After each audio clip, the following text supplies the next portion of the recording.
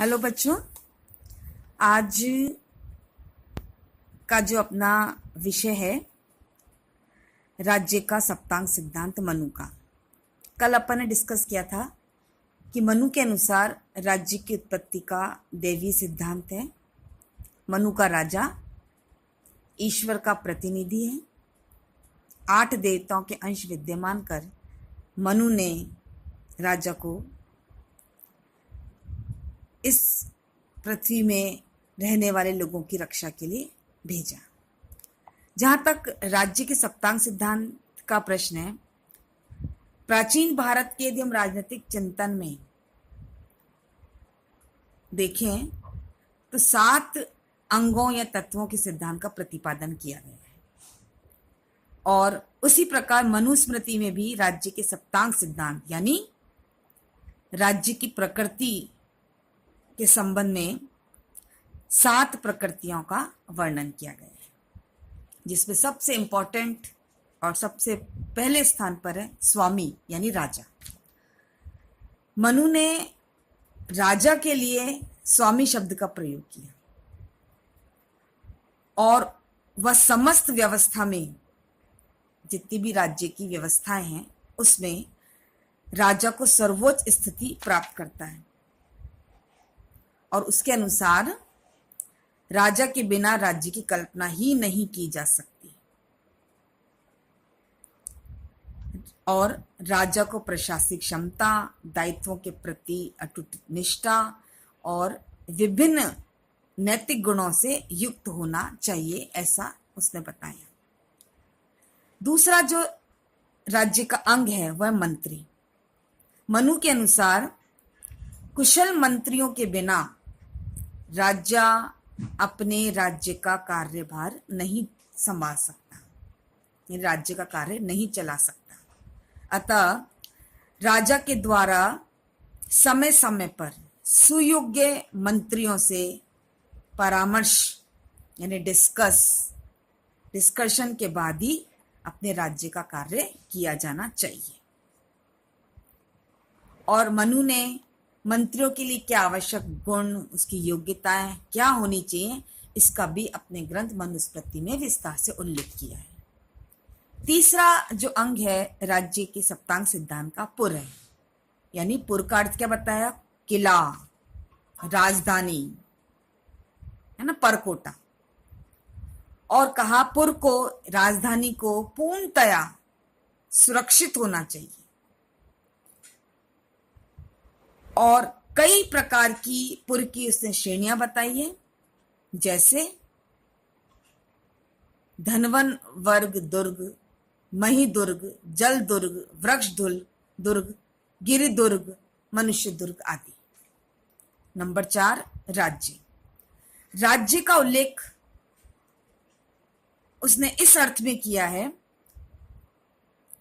जिस अर्थ में कौटिल्य ने जनपद शब्द का प्रयोग किया, यानी राज्य का आशय है राज्य की भूमि और उस भूमि में उस राज्य के रहने वाली जनता यानी पब्लिक, जो लोग उस राज्य में रहते हैं। सप्तांग सिद्धांत का 5वां जो अंग है वह कोश, जो बहुत इंपॉर्टेंट है।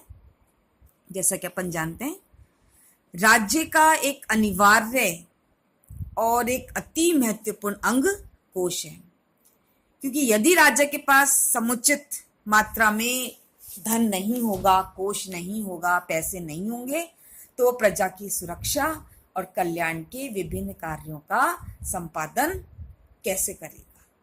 इसलिए प्रजा के हित से संबंधित विभिन्न कार्यों के संचालन के लिए राजा के पास समुचित मात्रा में कोष होना आवश्यक है। इसके बाद नंबर आता है दंड, पनिशमेंट, जिसका अर्थ है राज्य की रक्षा करने वाली शक्ति अर्थात सेना से। मनु ने सेना के अनेक अंगों का उल्लेख किया है, जैसे हस्ती सेना, रथ सेना, अश्व सेना, जल सेना और पैदल सेना। और समय समय पर राजा को परामर्श दिया कि वह सेना के विभिन्न अंगों को सुदृढ़ यानी मजबूत, स्ट्रॉन्ग कर हमेशा उसकी समुचित व्यवस्था रखे जिससे कि राज्य की रक्षा हो सके। लास्ट जो इसका अंग है मित्र यानी फ्रेंड। अंतरराष्ट्रीय राजनीति में राज्य के मित्र अथवा एक राज्य के अन्य राज्यों के साथ मैत्रीपूर्ण संबंध। इंटरनेशनल पॉलिटिक्स में एक राज्य का दूसरे राज्य से जो संबंध है वो बहुत इंपॉर्टेंट इशू है। मनु के साथ साथ सभी जितने भी हमारे एंशिएंट पीरियड के जो विचारक हैं इस बात पर बल देते हैं कि राज्य अपनी रक्षा और अन्य उद्देश्यों की पूर्ति कर सके, इसके लिए राज्यों के साथ उसके संबंध मैत्रीपूर्ण होने चाहिए, अच्छे होने चाहिए और ऐसे मित्र होने चाहिए जो कठिन से कठिन परिस्थितियों में भी राज्य का और उस राजा का साथ दे सके। तो इस प्रकार राज्य के सप्तांग सिद्धांत में कितने अंग हो गए? 7। यदि हम इन 7 अंगों का तुलनात्मक महत्व देखें जो राज्य की प्रकृति के लिए महत्वपूर्ण माने गए हैं और एक के बाद एक स्टेप बाय स्टेप जो अंग गिनाए हैं उससे स्पष्ट है कि राजा के द्वारा मंत्रीगण की सहायता से कार्य किया जाना चाहिए। शासन व्यवस्था के सुचारू संचालन के लिए राज्य की अन्य प्रकृतियों को मजबूत रखते हुए इनका समुचित उपयोग राजा के द्वारा किया जाना चाहिए। तो इस प्रकार राज्य का सप्तांग सिद्धांत स्पष्ट होता है। इसके बाद जो सप्तांग सिद्धांत का पहला प्रमुख अंग है राजा, मनु ने अपने ग्रंथ में राजा के आवश्यक गुण क्या होने चाहिए वो स्पष्ट करने का प्रयास किया।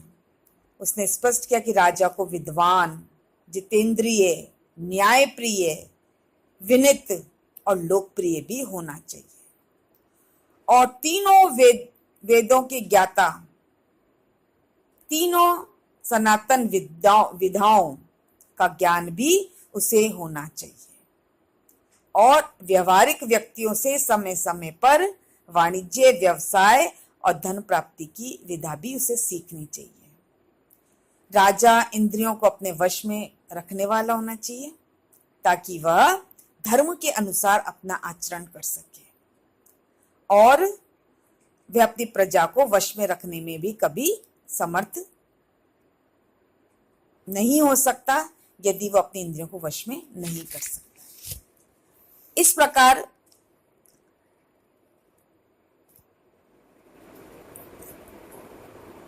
राजकाज हेतु आवश्यक गुण और क्षमता प्राप्त करने के लिए वेदों के ज्ञाता वृद्ध ब्राह्मणों की दिन प्रतिदिन उसे पूजा करनी चाहिए क्योंकि बूढ़ों का सम्मान करने से लोकप्रियता, अश्वमेध सफलता प्राप्त होती है, ऐसा मनु का कहना है। राजा को विद्वानों से वेदों का श्रवण करना चाहिए, वेदों के बारे में जानकारी लेनी चाहिए, उनको सुनना चाहिए और उनके द्वारा प्रदत्त शिक्षाओं को जो विद्वानों ने दी है उनका व्यवहारिक जीवन में अपनाया जाना चाहिए और हमेशा राजा को विनित होकर अपने कार्यों का संचालन करना चाहिए। तो ये कुछ गुण जो राजा के लिए आवश्यक हैं बताने का प्रयास किया। जैसा अपन पहले देख चुके हैं कि राजा का धर्म है प्रजा की रक्षा करना। जहां तक राजा के कार्य और राज्य का कार्यक्षेत्र का प्रश्न है, जैसे प्रजा रक्षण है, लोक कल्याणकारी कार्य है, प्रशासनिक व्यवस्था का समय से निर्वाह करना है, अर्थव्यवस्था का संचालन और उस पर कंट्रोल नियंत्रण रखना है, सामाजिक व्यवस्था का नियमन करना है और राज्य में समुचित न्याय की व्यवस्था करनी है। और लास्ट जो काम है,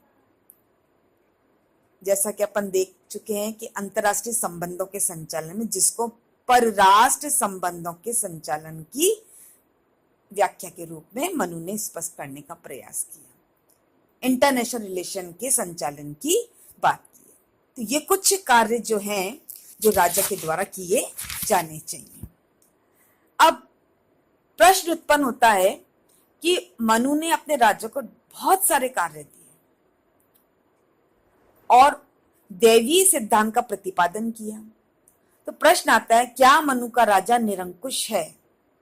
मनु का राजा निरंकुश है क्योंकि वह देवताओं के अंश से विद्यमान है, क्योंकि उसके आदेशों की पालना करना व्यक्ति के लिए आवश्यक है। तो मनु का राजा निरंकुश है। लेकिन मनु ने अपने राजा को नियंत्रण में रखने का प्रयास किया, जिससे कि वो अपने मार्ग से अलग ना हट सके, अपने कर्तव्य से अलग ना हट सके। और उसका कर्तव्य है, उसकी ड्यूटी है प्रजा के हित से संबंधित काम करना। इसलिए मनु ने अपने राजा को धर्म के नियंत्रण में बांधा, संस्थागत नियंत्रण में बांधा और राजा के लिए भी दंड का विधान बताया। राजा विशिष्ट देव होकर भी साधारण प्रजाजन की भांति दंड भोगता है। इतना ही नहीं, मनु ने आगे लिखा कि जिस अपराध में साधारण व्यक्तियों को केवल एक प्रकार का दंड दिया जाता है, उसी में राजा को अधिक ज्ञानी होने के कारण 100 दंड मिलता है। यानी मनु ने अपने राजा को सर्वोपरि, सर्वत्र, सर्वज्ञानी, सर्वशक्तिमान माना, लेकिन उस पर नियंत्रण करने का भी प्रयास किया। इसलिए हम निष्कर्ष रूप में कह सकते हैं, मनु का राजा निरंकुश नहीं है, वह धर्म के अधीन है, वह संस्थागत नियंत्रण के अधीन है। उसके लिए भी दंड का विधान बताया है। इस प्रकार मनु के राजा और राज्य संबंधी विचारों का अपन ने वर्णन किया। धन्यवाद।